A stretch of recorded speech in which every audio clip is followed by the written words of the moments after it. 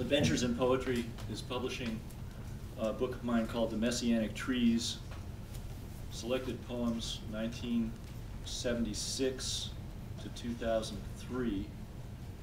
And I'm going to begin by reading just a few selections from that.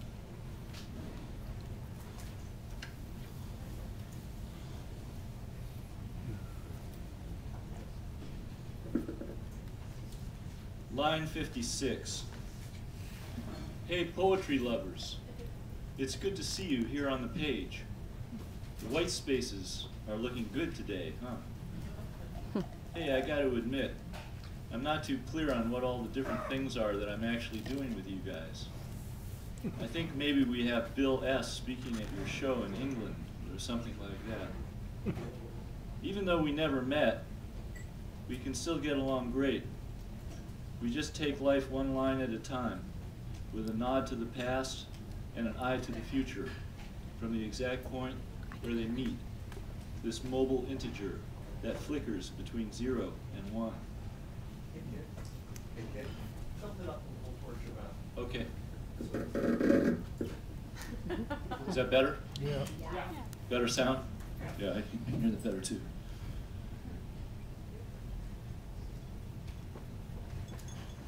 Down to the bone.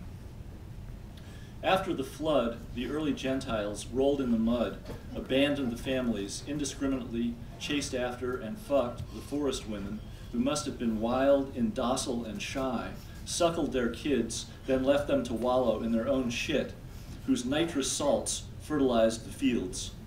To penetrate the great forest, the children had to flex and contract their muscles, and thus absorb those nitrous salts into their bodies in greater abundance. Unchilled or benumbed by fear of gods, fathers, and teachers, they grew robust, vigorous, excessively big in brawn and bone, to the point of becoming giants. Great skulls and bones are still being found. 7th Street. Over and above old captains' houses, now fallen into funk, the train passes.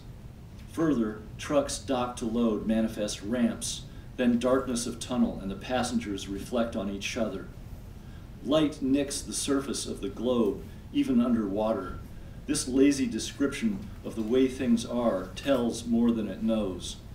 Say something about conditions and you have that to look at too. Your station stop is this writing's end.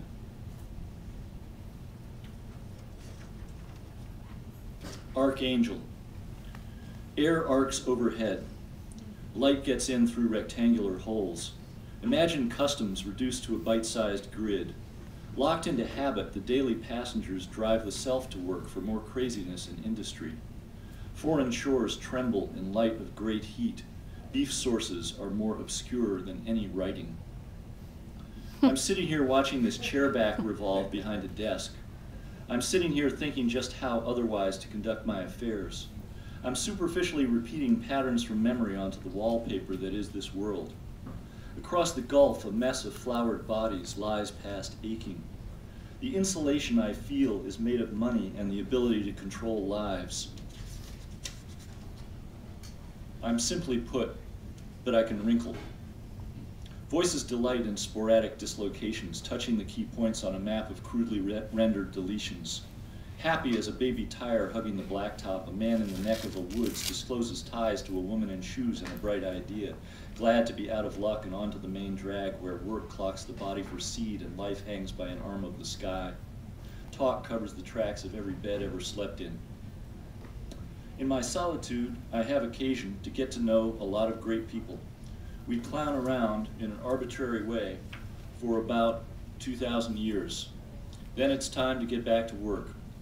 Refreshed and invigorated, we plunge headlong into an increasingly complex series of problems. There's no way we're going to finish in time, but it's okay. The machine that keeps track of all this is out of order. Curved air, high windows, heavy traffic, light industry, foreign investment, local suffering, color by numbers. Something that one ought to do or must do is an office. The camera pans a drifting fragment of the flat, thin ice that forms in bays along the shore. Complete days reach harmonic proportions, narrowly entering the flood.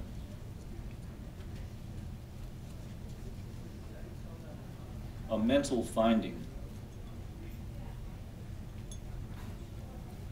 Remember when Reagan authorized the supply of the Contras through a mental finding?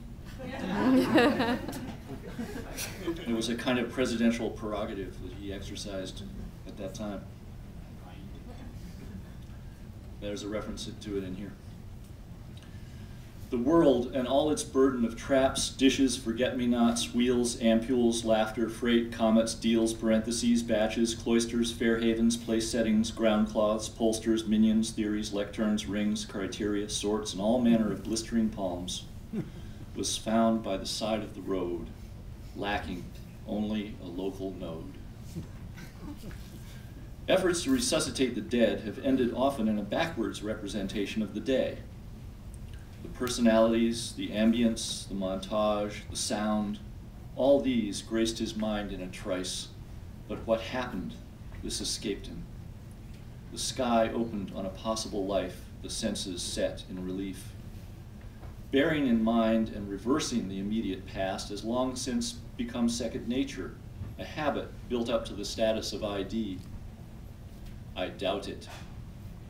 The strand, the bulletproof vest, the carbon copy, all attitudes of a world I can only connect the dots. That's what I was trying to tell you. The missing element recedes from the point of view. Light drains from the day. That is the nature of evening. The first one of summer is a metaphor for freehand, a writing written in script. Going away from it, the weight program, I have broken it into pieces about the size and shape of blows, about the head, not about but away from. Anything fits this loose place, skimming the surface of dreams set up during the day, collapsed at night, distanced, positioned, reduced, a May weight removed to let June have its way with it, a delimiter totaling none, of schedules drawn into the scheme of things, delicate nodding, half diminished, there in the milk of a syllable, the perfect fret, caught in the forgotten sentence. These heady plans chase sound into a bush, flatten the letter. A spoon stirs shadows. I'm over here, up in the time zone. The cymbidium tends toward the gray light, the other side of the wall. The other side of my head is your head. You have a hat on. The world barely fits under the polar ice cap. I have more plans rolled up in an attic locker than you can shake, rattle, and stick to the subject. A speech that wavers, a language that takes hold. The president never explicitly authorizes covert action, but signals his approval by means of a mental finding. The public never officially acknowledges this betrayal, but indicates its mortification by way of a spiritual loss. The person never actually notices the repetitious layering of experience, but circles the planet with a red pencil to convey error. The date, June 4, 1989. Remember the Beijing massacre, and long live the students. The way the world has of reversal